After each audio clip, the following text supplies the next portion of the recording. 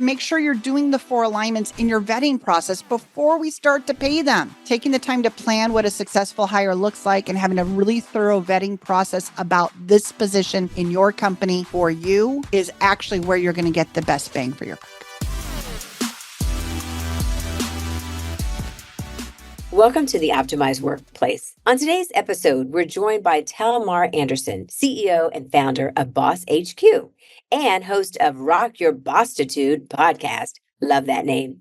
Talmar was honored to be selected as 2020 Premier Success Coach for 500,000 plus membership organization. And Talmar has also just completed serving as the 27 to 2019 chair for the George Mason University School of Business Women in the Business Initiative Advisory Board. That is my alma mater. So I want to first welcome you, Talmar. And our topic for today is addressing best hiring practices for small business owners. But as we kick off this episode, I'd love you to share from your expert opinion, what are some of the common biases that small business owners may not be aware of that they have when it comes to hiring? Well, first of all, Fran, thank you for having me on the show. I'm so excited to be on the Optimized Workplace podcast. And anytime I can spend time with you and your big brain, I always appreciate that. But when it comes to the bias, I think that small business owners are mostly focused on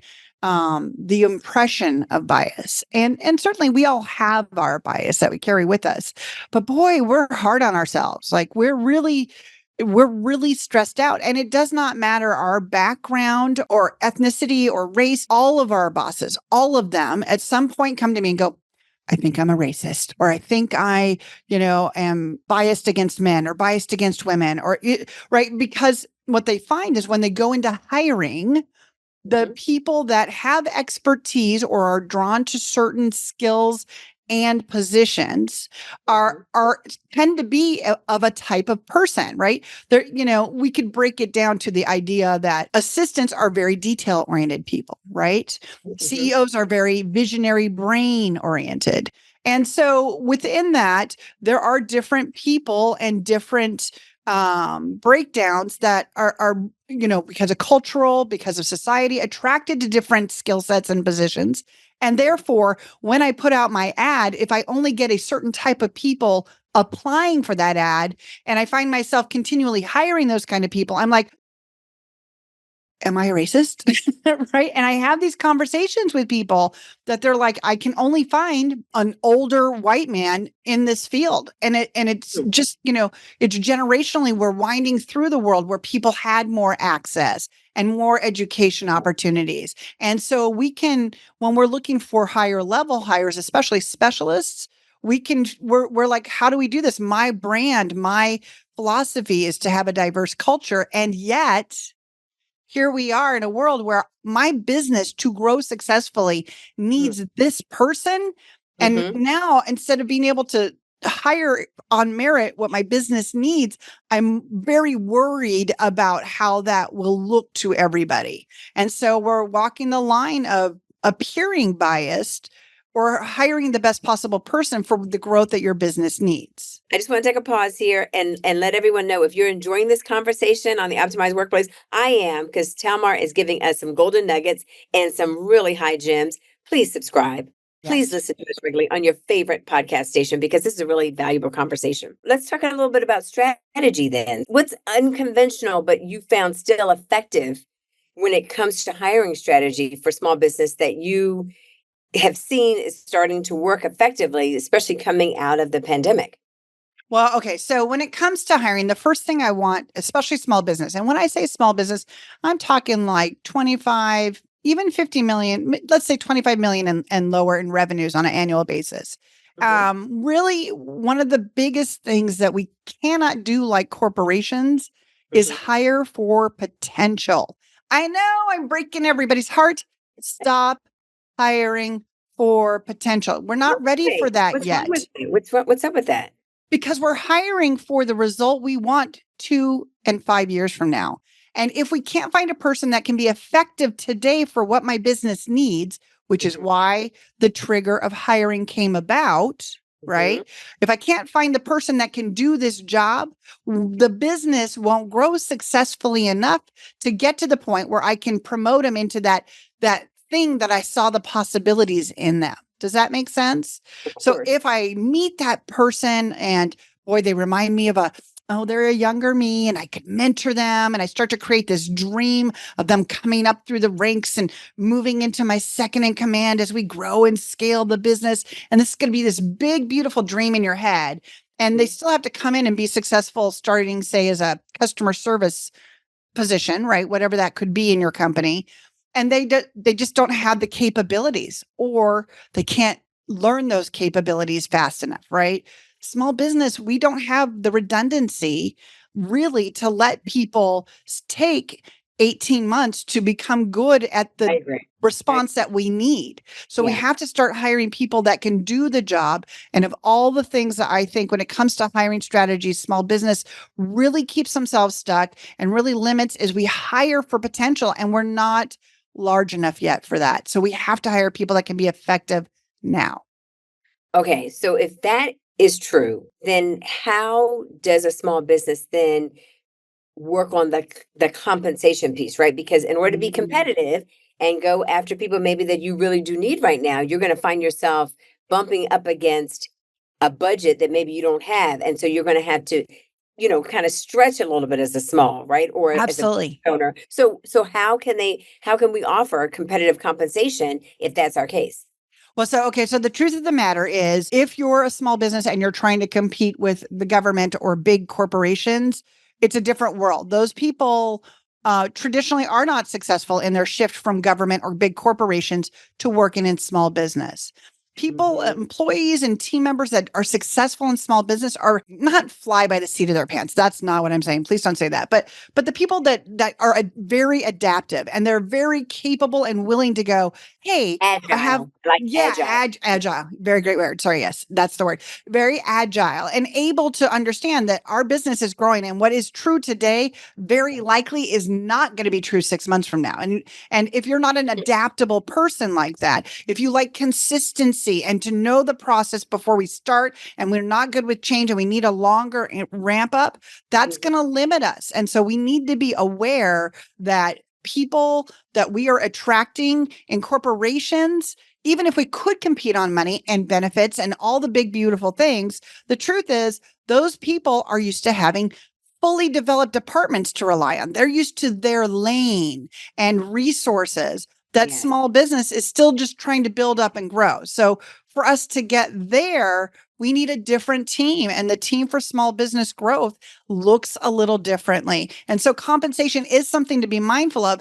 But in that, if we identify the people who love the changing world, love the agile opportunity, love innovation, right? Even in customer service delivery, or even in your receptionist, your front desk person can be somebody who's like, you know what, I've heard everybody's saying this. What if we do that? And if you really create that culture, we can attract those people and that will get us to the size that lets us start to have redundancy and have 15 customer service representatives. And then we can create succession and promotion plans, but we have to have the right people before we can get there. So compensation is a hard thing to compete with, but it It is is. very we have to find a way to be competitive without saying, look, I'm not going to pay you what, the big dogs are. If you want that, that's a different world. But if you want to make impact and have the opportunity to innovate and be a part of a team that's creating and building, that's what we got that they don't. You've got bureaucracy and 8 people that have to approve every little change. Nothing's going to move fast. So if that's your jam, that is not this place. And I think we forget that we offer something very different in our worlds and our cultures. I love everything you just said because, first of all, you hit on some pain points that in my 24 years I've definitely bumped up against and I have felt many, many, Mhm. many times that you're really trying to overstretch yourself and try to hit a competitive package that you really can't afford to sustain. And Yes. you know what I mean? That's one thing. And then the second piece is that you're hiring for this hopefulness of the future that The maybe never happens. potential. It doesn't happen as soon as you want it to, that potential. So all of those pieces, I would say check, check, check. And I think it's a really delicate balance when it comes to hiring Yes. because as a small, you're trying to grow. I think you hit on something really interesting though, because what I've seen right before the pandemic and definitely post and during, and I know you've seen this too, is the number of people who have left corporate and started these businesses, right? And have tried to Hmm. become these entrepreneurs because, hey, there's a flux of grants out here. I can do this. If I can do this for this employer, I can do it for myself. And what they have found is that you got to have a whole lot of chutzpah, a whole lot of grit, and be willing to have a lot of disappointment in order to sustain yourself as a Say small it. business owner and entrepreneur. And as you say all of those things, what's really true is to find someone who wants to come from big corporate and come into this space is very unique. And it's almost sometimes obsolete because those people don't exist. They Well, really, really. I would tell you that I think there are people out there, but what I don't think small business owners are focusing enough on is making that a part of your vetting process, right? In a world of hiring strategies, we have to have the talk. How are you going to handle it when your computer breaks down? I don't have a tech company. I mean, I don't have, maybe you have Yeah. some support, but you have some company you have to call that has to schedule to remote in. There's not a department down the hall that's going to just replace out your computer while they take it and fix it. We build these resources for our team as we grow, but the truth is there are plenty of people that to be on that edge, to be in an adaptable place that do get bored, right? If you look at that, there's a type of person you can hire. There's two types, right? There's implementers, innovators, starters, and then there's doers. Traditionally, starters are people that like to either come in when something's new and help you define it and build it, or implementers are it's been defined what it is, but I'm going to build it and put it in place and make it start working. Doers are like, call me when it's done, and I'll just do the same thing all day, every day, because the comfort of not having instability and not worrying about whether it's going to work and not walking into a room and not knowing what's going to happen is Mhm. appealing to a lot of people. And so there is a mindset and a way of being that says, in certain stages and in certain parts of our business development, we need implementers. And in certain stages, we need doers. And so what that also says, and this is the heartbreaking part, Fran, is it means your team's going to have to change. Mhm. And it usually goes department to department, right? Like all of a sudden you've got your deliverables down and your customer service is rock star. And I don't need any more implementers there. That's all built. So now I just need people to do. I'm not looking for changes. I just need things to be awesome. Do it the same way Moving. we know this works, right? Yep. Build the But then machine. there's a new deliverable, a new service you want to bring in, a new product you want to build. So now we need implementers again. But once that's defined, we Mm. need doers. Yep. So I think people forget hiring is going to always be a part of your business. And Yes. if you're It's lucky like a enough to website. It's grow, never done. say it again, It's it's like never I done. said, it's like a website that's never done. It Yeah. it it is, Always. right? Because the Yeah. business changes, the Yep. the organizational structure changes. So we, of course, have to consistently understand, just like Yeah. your marketing budget, you need hiring and management budget. Time, it could be the budget, but it could also be investing in learning, Yeah. developing these processes, these skills, building out your organizational, and actually planning to bring in and recruit the right people. There's strategy behind that and a plan, and business owners keep thinking they're going to fit it in around their meetings and they're going to fit it in around their strategic growth plans. Or that there's a short, that they can take the short lane to get Mm. there. We're on Growth. board with a lot of people right now. We're in a growth sector right now for our business. And it's Yeah. true. You have to be willing to invest and you have to be willing to step back and take the time to invest whatever tools, resources, or people, consultants Yeah. that you need to make sure it happens so that you do it well and you don't waste your time and someone else's time because that's very painstaking. You got to hire slow, fire fast. I want to shift to something that I think you hit on a little bit. There's two nuances to it: culture and Hmm. technology. So, Hmm. as a small business, I'd love you to talk a little bit about how, what are the resources, the tenants, some of the key pillars we should think about as we're trying to build out our culture, and how can some of the technology tools that are out here right now help us and play a part in that? Anything to share on? Yeah, let me speak to the culture part first. I think that when you're building your team, you need to remember that there's four different ways every hire needs to align. And that takes some time for you to sit and be with, right? And the first one is culture. And this is the one that everybody talks about. Culture are your core values, right? Your mission. And they're really like, yes, I want to build safe, fabulous workplaces for people to be in. I want everybody to have the right environment so that they have both peace of mind and productivity, right? These are things to consider, but that's a culture alignment. And so we need to make sure that when we're vetting people that we're bringing in, they align with that, right? The core values. Are they going to care about what you care about? The second piece that they need to be thinking about, of course, is the position. This is, again, another one that people are very familiar with aligning. This is the one where we're going to make sure that they have the skill sets, the right experience, the right knowledge, that they understand the industry. And so that's a really critical piece. What do they need to bring with them? Yeah. And let me be clear, actually, all these alignments they need to bring with them, but the position itself for that goal. So the third thing, right? The first one is culture. The second one is the position. The third alignment is going to be actually with the clients you serve. And this is something most people don't take the time, right? If your business is serving major corporations like Coca-Cola, and you hire a developer because they're supposed to be the bee's knees when it comes to being a software developer, and yet they have a huge chip on their shoulder about corporations because it turns out their dad was like taken over by and lost their 401k and lost their house. So they're carrying this personal story with them. So if we don't even ask them, hey, so what do you think of corporations like Coca-Cola that we work with? You can see the physical reaction, right? You can see them like, Plus, I think the detriment of that is ignoring that elephant. Like, we service the federal government. Many people have yes, their personal yes, feelings and biases and whatever stories about federal service, federal government agencies, whatever. This is agreed. not politics. And you do not need to bring that here with you. So I Yes. want you in a conversation with a customer to have this biased attitude because that is inevitably going to come across and you're going to Yes. share that with a customer, whether you realize it or not. I've seen it happen. So you're absolutely right.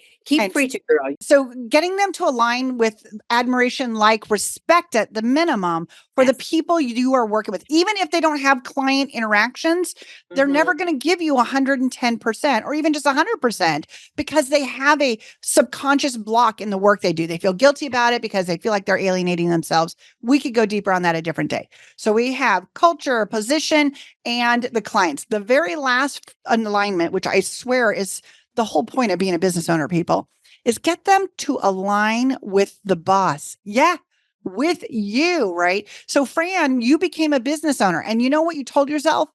I'm going to work with people that like to work the way I do. Are you a morning person? Are you a get into a meeting and collaborate person?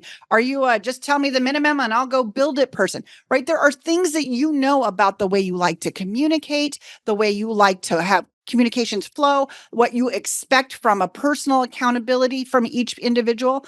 And if we can build those into our vetting, now not only do you have a team of culture that is going to do things and care about what we're impacting, not only are they going to be great at their job and efficient because they align with the position, not only are they going to stay longer and be more loyal, which is where we align them to the clients, now we're actually going to like the team we build because they align to us, right? So the strategy there is to make sure you're doing the 4 alignments in your vetting process before we start to pay them. Slow down, plan your process. Now, Yep. the They're tech, slow. They're slow. yeah, there are some great tools out there and there's some great platforms. And I want us to use tech to get eyeballs on your employment ads everywhere. There's so many ways and so many places to go. But I think the one thing I want you to be very mindful about is when we are asking them to do vetting for us, right? So a very popular platform is Indeed, and it's still the place to go because it's where people go to look for jobs. So you definitely want to be there. But they offer all these assessments and let's write questions for you. And they're just creating algorithms based on what they see, not what your business needs. So I get really nervous, right? If I tell Indeed to give me an assessment on somebody's professionalism, one, we don't have any transparency. I have no idea what they asked.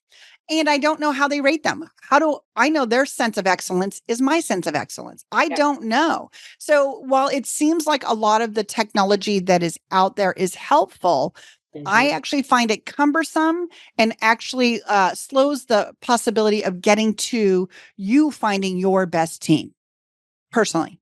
But use Indeed, use Job, get the eyeballs.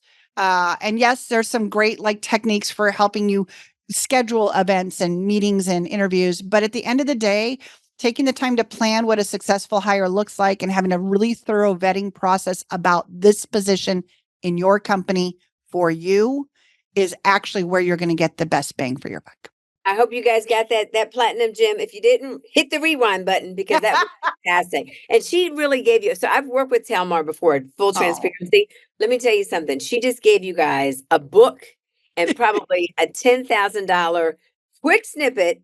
If you talk about Cliff Notes of how you really think about your hiring practice and Hmm. process. So Talmar, bravo! Thank you so very much. Oh, thanks for having me. Yeah, as we start to wrap this conversation up, I really would love you to put on the lens of self care, right? As a business owner, you are a business owner, you're a small business owner, I but you am. also support thousands of small business owners in the hiring practice. And you're doing that so they can grow and scale. But sometimes what gets neglected as you as the business owner. So I'd love you to share with us. I'm asking everybody this, what are you doing this year to make sure that you're supporting your own self-care and well-being, and how do you champion that with your clients? I do two things, and I readily share them with and encourage my clients to do them. The first one is I work with a mindset professional. Now that can be a therapist, that can be a mindset CEO, mindset coach, that Mhm. can be an energy worker, that can be there's so many different ways of dealing with how you as the CEO and business owner get the support of all that is in your brain and holding you back and Mhm. creating chaos, right? We are our own self-sabotage is oftentimes the only thing keeping us from growth.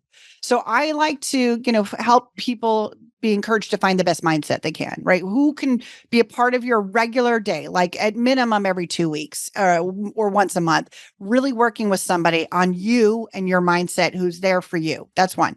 The second one is making a date at least once a month, again, as we grow, ideally twice a month, ideally once a week with other humans or your peace place. So for me, the ocean and I and my husband have a date at least once a week where we just go and we sit at the ocean.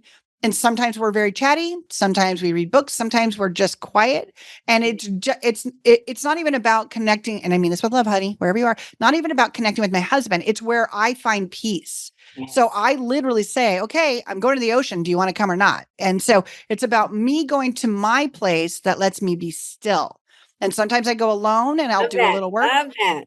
Yeah, yeah. So that's those two things, right? Your place of peace, sit in your backyard, take a walk, hike, whatever your thing is, once a week.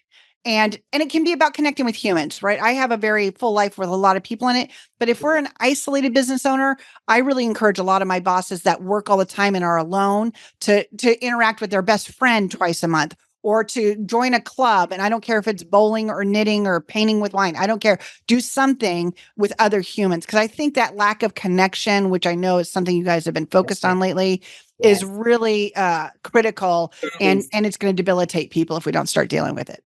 That is such a great place to land. Thank you, Talmar, so much. So, peace and mindset, people. If you missed it, peace and mindset. This has been such a phenomenal conversation. Thank you all for joining us today for the Optimized Workplace. Talmar, keep rocking it. Boss HQ. Everything will be in the show notes if you want to reach out. She is a rock star. It has been so fabulous to have you. Thank you so much. Thank you for having me. Thank you for listening to the Optimized Workplace. I'm your host, Fran Dean Bishop. And again, it's many, that's small, monumental moments in your life that make the biggest difference in your life every day. Take care. Have a great day, everybody.